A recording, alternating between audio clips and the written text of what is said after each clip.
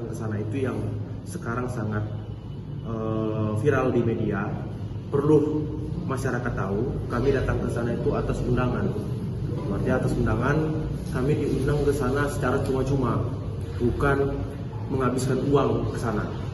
Jadi saya diundang oleh adik kandung saya sendiri, kurang lebih perkataannya, "Dik, datanglah tanggal 4 November, aku ada buat acara di sana. Aku udah izin sama orang tua." "Sudah," kata dia. "Oh ya udah, aku usahakan aku datang, katanya aku janji. Gitu. Ajaklah kawan-kawanmu," katanya. Nah, artinya adik kandung saya bersama kawan-kawannya, ada sekitar 3-4 orang membuat acara di sana. Saya selaku abangnya, ya pengen dong mensupport. Terlepas saya salah satu publik figur, saya kan juga abang kandungnya dia. Dia minta tolong kepada saya selaku abangnya, ya otomatis saya mengabulkan permintaan dari adik saya. Saya datang, kebetulan saya lagi ada ngopi sama Bang David. Saya ajaklah Bang David, "Yuk Bang, kita ke sana sama calon saya, sama istri Bang David, terus sama adik Bang David juga, sama kakak Bang David juga." Kebetulan kami sering juga duduk-duduk sama, ngopi-ngopi bareng, kadang olahraga sama, badminton atau apapun itu dilakukan. Nah, setibanya kami di sana itu sekitar jam setengah 11 ya, jam 10 lewat, saya duluan sampai bersama calon istri saya, terus Bang David menyusul bersama keluarganya. Sampai kami di sana ya kami cuman menghadiri live musik, kita mengikuti games-games yang ada di sana dilakui oleh adik saya tadi. Setelah itu pada saat mau pulang, saya keluar duluan dengan calon istri saya keluar, tiba-tiba pada saat saya masuk mobil ada yang bersenggolan sama saya, terus dia memaki. Nah, dia memaki saya terus mendorong. Saya tanya lagi sama dia, "Abang, kenapa maki aku? Bang, apa salahku?" Karena saya dalam keadaan kondisi sadar, gitu. Saya dalam kondisi sadar dan tidak sama sekali terpengaruh alkohol. Nah, saya tanya seperti itu karena calon istri saya takut saya emosi, dia langsung menarik saya. Udah, kata dia. Nah, si abang tadi pun yang saya tidak kenal orang ini langsung ditarik sama kawannya. Nah, selang berapa menit, mungkin selang 3-4 menit, Bang David nyusul ke mobil, terus mobil kami didatangi sama si Rizdo, adik kandung dari Bang David, mempertanyakan hal yang tadi seperti Bang David sampaikan. "Bang, kita kemana?" Saya bilang, "Ya udah kita pulang." Bang David bilang, "Kita pulang aja." Saya tanya sama Rizdo, "Do, ada nggak kawan kau yang pakai baju coklat? Kurang lebih tingginya seperti aku, maki aku sama dorong gitu." Nah, "Cuma orang Bang, biar ku cari," kata dia. Nah, si Rizdo langsung cabut dari mobil, dari kaca mobil itu, langsung mencari orangnya. "Siapa yang mukul Bang Habib? Siapa yang mukul Bang Habib?" Gitu.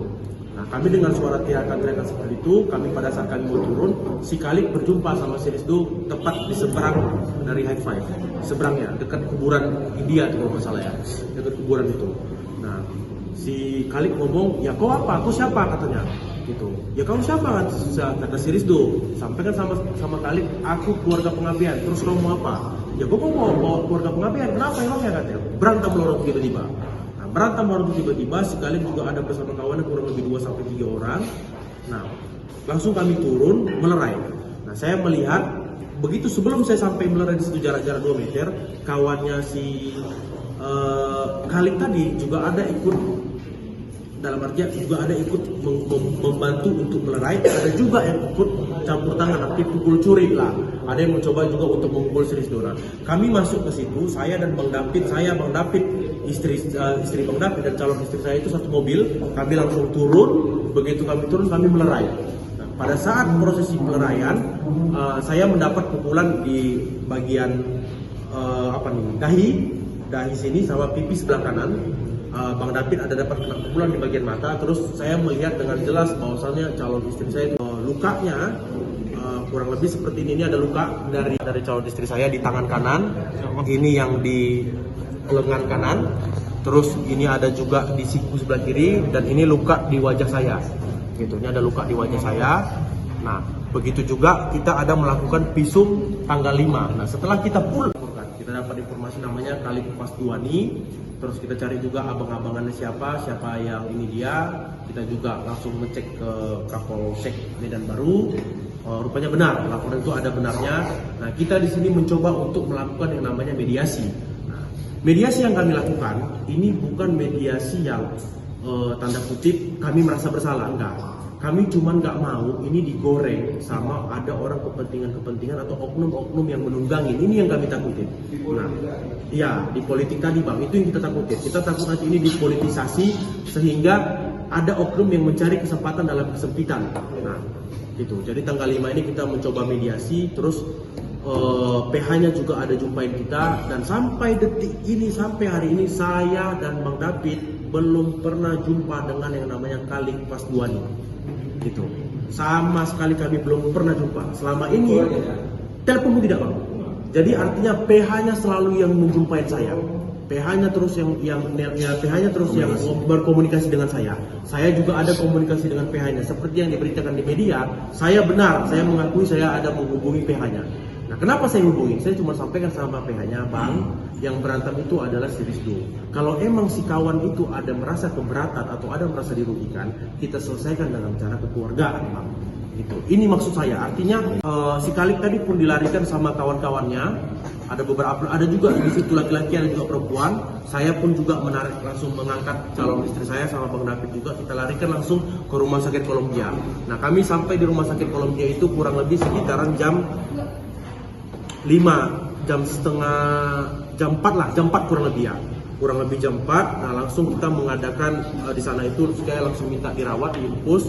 Terus kita minta tolong sama dokter jaganya supaya untuk berjaga-jaga. Apabila di kemudian hari ada berita yang tidak enak, saya langsung menyuruh dokter pada malam itu untuk mengecek luka-lukanya dan mencatat di rekam medis apabila rekam visum ethereumnya dibutuhkan. Nah, ini juga ada bukti visum kita yang menyatakan dari rumah sakit Kolombia.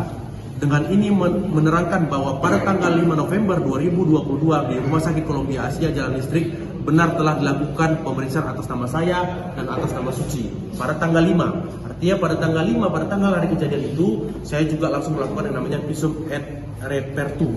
Nah, terus di sini juga dijelaskan hasil pemeriksaannya, ditemukan benjolan pada bagian belakang kepala itu pada calon istri saya, terus ditemukan luka-luka lebam tadi yang saya tunjukkan fotonya.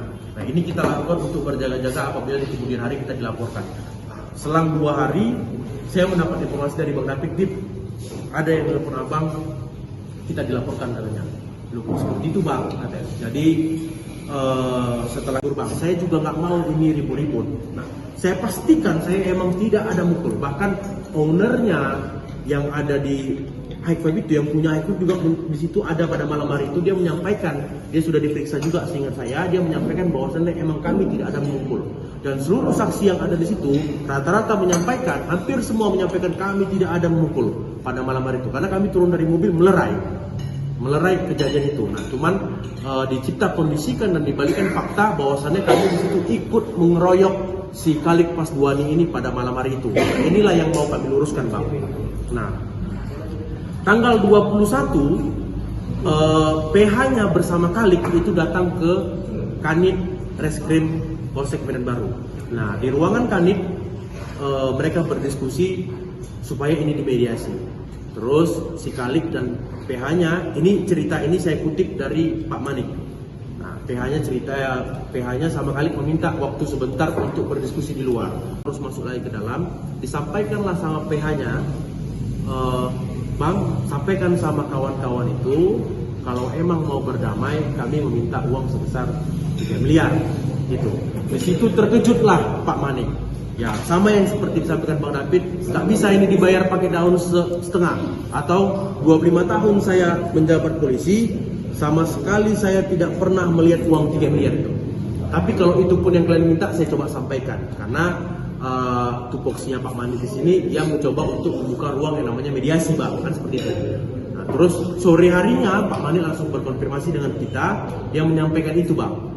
Kayak mana nih, dia orang itu minta 3 miliar. Kami terkejut lah Bang, artinya kok bisa minta sampai segitu, sementara dia juga gak separah yang diberitakan di media gitu. Pak Manik juga melihat dia nggak ada luka yang parah, Pak Manik menyampaikan sama kami dia melihat tidak ada luka yang parah. Nah, setelah itu Bang, selang 1 hari tanggal 22 hari Jumat, pas hari Jumat minggu lalu itu saya ada rekamannya.